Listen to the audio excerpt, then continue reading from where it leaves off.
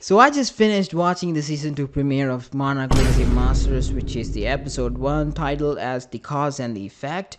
And I just want to say that ending gave me some really good thing about Kong, okay? He's basically pissed right now. But we need to talk about the Titan X or the Sea God because the way this episode sets him up makes it feel like a massive storm is coming, and it's one person's fault. So let's break down why Kong looks like he's ready to throw hands with the entire world right now. But first, we gotta look at the flashback in 1957.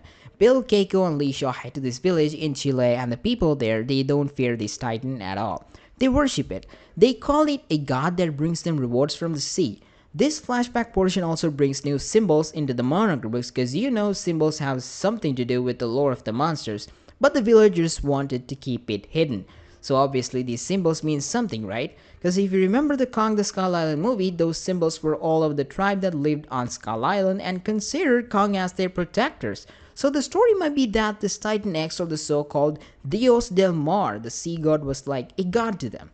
But here's the thing, we still have zero clue what these villagers are actually doing to keep this thing happy. Are they sacrificing something? Is there some dark ritual we haven't seen yet? It feels like a deal with the devil situation. Like, they protect the Titan, and the Titan keeps the ocean bountiful.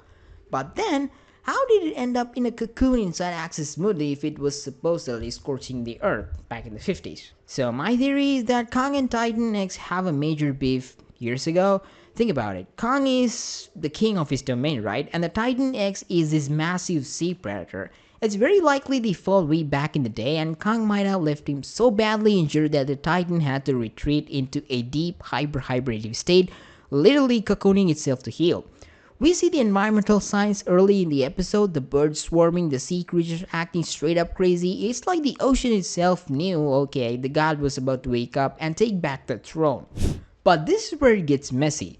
Kong is smart, he's an apex predator. He probably knew Titan X was down there, and he probably had a calculation of when it would wake up, like, I got a couple more years before I had to deal with this guy. But then enters that Cate. Because of her absolute ambition to save Lee Shaw, she opens that rift. She didn't just save Lee, she triggered the energy surge that let Titan X loose way earlier than Kong expected. It's like she accidentally set the alarm clock for a monster that was supposed to sleep for another decade. Now it's up to Kong to stop it, but he was almost too late. By the time Kong got to the shore, Titan X had already swooped into the deep sea. Kong isn't just scared right now, he's pissed because his rival is now loose in the world's oceans and he missed his chance to finish the job. And there is this big burning question, and what about the big G? We know Godzilla is out there both on land and sea, but notice how he wasn't triggered. It's like Godzilla knew this thing existed but just didn't care. To Godzilla, Titan X is probably just a bug he can squash later. But for Kong, this is a territorial threat. The fact that Godzilla is chill while Kong is losing his mind tells you everything you need to know about the power scale here.